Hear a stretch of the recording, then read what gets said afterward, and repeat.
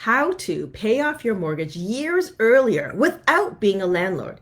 Today I'm going to talk about a strategy which is essentially rental cash damming, but on steroids, and it's for non-landlords. This is part two. Hello, everyone. My name is Sylvia Ho, and I'm a financial landlord consultant. I'm also a mortgage agent, and I'm also a landlord. I work solely with landlords and aspiring landlords to show them advanced financial strategies to help them save money via taxes and interest paid to the banks. I'm also known as the cash damming queen. All right. So first of all, let's go back a few steps. What is rental cash damming? The purpose of rental cash damming is to convert bad debt to good debt. Bad debt is debt that you cannot deduct the interest costs on. For example, the mortgage that's on your owner-occupied home where you live, you can't deduct the interest costs on that.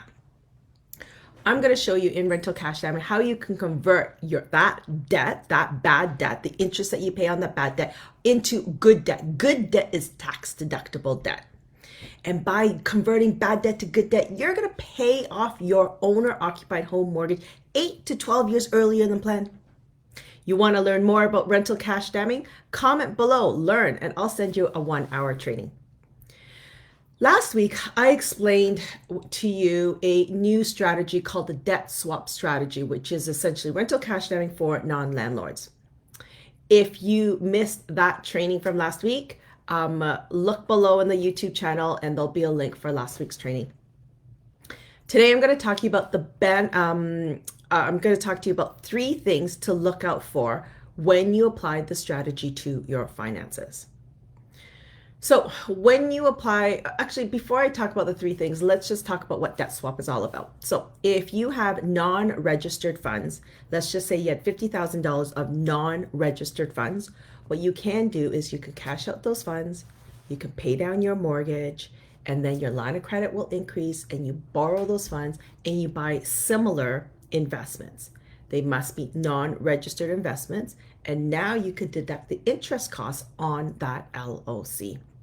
And by deducting that interest costs on your tax returns on that LOC, you're going to get tax refunds back, because most of my clients are T4 individuals. They pay their taxes up front, but when you apply this specific strategy or rental cash damming, you're going to have extra tax write-offs, and the government's going to be like, oh, wait, hold on for a sec. You pay too much in taxes. Let's give you back some of that money. And then you take that money and you pay down your mortgage again. So what to look out for when you're applying this financial strategy called debt swap? First thing is you must work with professionals who understand this strategy. Please do not do this yourself. You definitely work with financial planners. As some financial planners say, you only should stick with non-registered funds when cashing out and when buying. There's some financial planners that say, yeah, you can cash out your TFSAs if you want. But bottom line is that when you borrow to invest, whether it's in real estate or in mutual funds or in stocks or in a REIT, you can deduct the interest costs, but it must be non-registered. That's very, very important. So bottom line is work with professionals who understand these strategies. Please, my friends, don't do this on your own. Now, there are some financial planners that will be like, well, Sylvia, I don't like it when my clients leverage to invest. Leverage means borrow the money to go invest, because if that investment goes down and you still have this debt, it's very stressful for that individual. And I get it. I totally get it. So you have to understand your risk tolerance. And again, work with a professional. But there are some professionals that know their client's risk tolerance. Then they're like, hey, client, if you're one of those clients like myself, I'm kind of like this, where when I give my money to my financial planner, for me, it's considered lost money. It's gone. It doesn't exist in my books. And then 10, 15, 20 years later, I know that money is going to grow. I know that money will grow over the 20 years period. So this strategy is a long-term strategy. It's not a flipping strategy. So for those who like to do day trading, don't do this. This is not recommended at all, right? Just like I don't work with clients who like to flip properties. I work with clients who have that long-term plan in mind. All right. So that is the first thing, work with professionals. The second thing is you must have a re-advanceable line of credit for this strategy to work. Just like rental cash damming, with the re-advanceable line of credit, as you pay down your mortgage, let's just say you cashed out unregistered funds of $50,000, you paid down your mortgage, so you had a mortgage of 500, you paid it down to 450, your line of credit will pop up by 50 grand, where you can now borrow that $50,000 and go invest that money again in non-registered funds. So item number two to keep to be aware of is you must have a re-advanceable line of credit. Now, re-advanceable line of credits, they exist at all the 5 major banks, but everybody's line of credits are slightly different. They have slight nuances to it, and some are way better than others. So something to keep in mind. Last thing, item number 3, is if you are cashing out your non-registered funds, there may be some tax consequences to it. And if you are buying the same funds, there may be tax consequences to it. So again, work with your financial planner. Okay.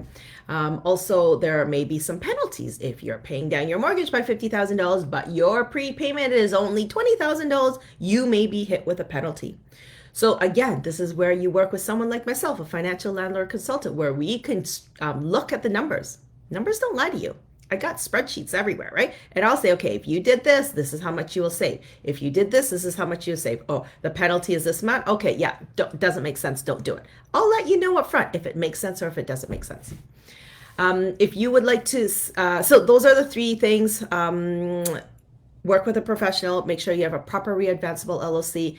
And numbers don't lie to you. If there are penalties or tax consequences, let me know. Let's get onto a call and let me know what that is. And then I'll calculate and see what makes the most sense for you. If you enjoy my weekly Facebook Live trainings, please encourage me, comment below, ask me any questions you have, like this video, and that encourages me to make more videos for you. If you're watching this on YouTube, please click on the subscribe button, like my video, and click on the subscribe button so that you'll be notified when these trainings do come out. My name is Sylvia Ho, and I'm a financial landlord consultant. I'm also a landlord myself, and I'm a mortgage agent, and I empower Canadians and clients and landlords with financial strategies that help them save money, save taxes, and save on interest. Thank you so much for listening. Take care. Bye now.